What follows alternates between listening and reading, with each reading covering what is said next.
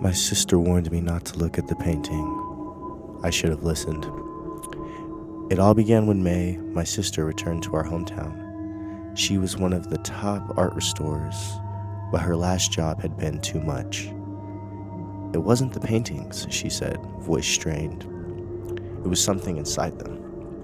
She wouldn't explain more. When May returned, she brought only one thing, a huge canvas wrapped in a dirty, yellowed sheet. It was as big as a door. I asked about it. She took hold of my arm. Avoid looking at it, she said. Not ever.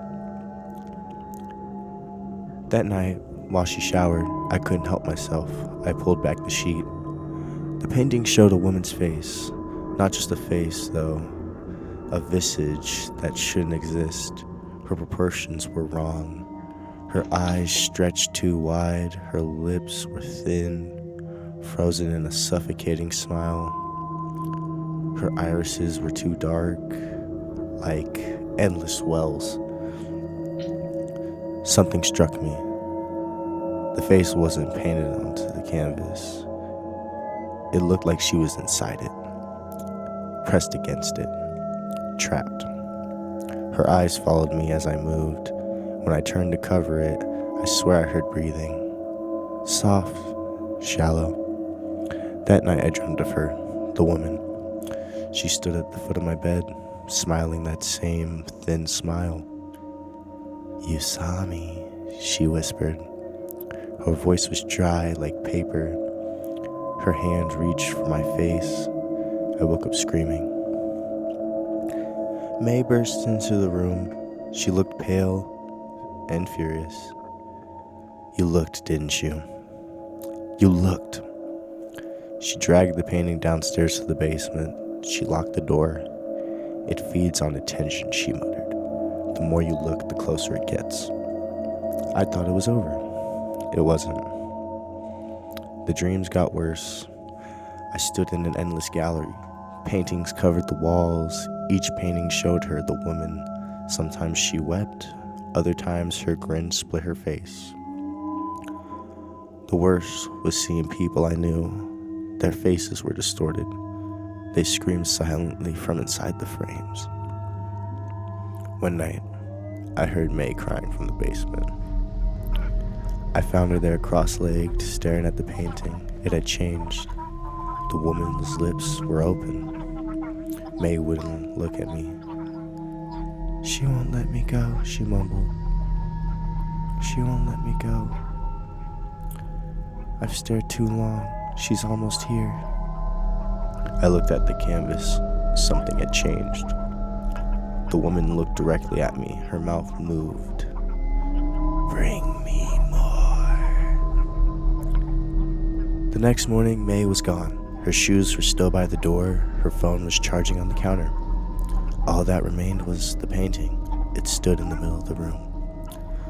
The woman's face was clearer, more defined, closer, and she was smiling. I can't stop looking now. When I close my eyes, I see her. When I turn away, I feel her fingers on my neck. Last night I heard a voice from the frame. It wasn't hers. It was May's. "She's almost out.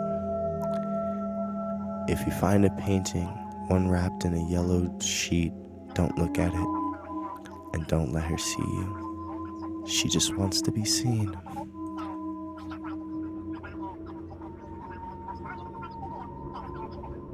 The reflection. I always knew I wasn't the same. My thoughts, my feelings, they were off. However, I was unable to describe it. I sensed something wasn't right, even though others told me things like, "You're overthinking," and "Just relax, you're fine." It started with the mirror. It never seemed right when I first moved in. The mirror was small, square framed, and cracked wood. I didn't think much about it. Just the usual brushing my teeth, washing my face, looking at myself before moving on. Then I noticed something. Sometimes, just for a split second, my reflection moved differently. It wasn't that it wasn't me. It was, but it wasn't just me. It was more alive, more aware. I thought I was imagining it. I'd laugh, shake my head, and go on with my day. But it kept happening. The moment lingered too long on the reflection. I'd catch it, a subtle shift, like a muscle twitch, barely noticeable, but undeniable. One morning, I was brushing my hair just like any other, but this time, I watched it happen. The reflection didn't move with me. It paused, then smiled. Not a normal smile, a knowing one, like it was watching me. I stepped back, breath catching in my throat. The reflection didn't move, it just smiled. I backed away, almost tripping, my heart pounding. It was my reflection. It was still me, but it wasn't me. The more I stared, the more it changed. The smile stretched wider, the eyes narrowed. Something inside me twisted. I felt drawn in, something darker pulling me closer. I tried to turn away, but I couldn't. The reflection was alive in ways I wasn't. It had thoughts, desires, things I couldn't understand. And then it spoke. "You're not real, are you?" I froze.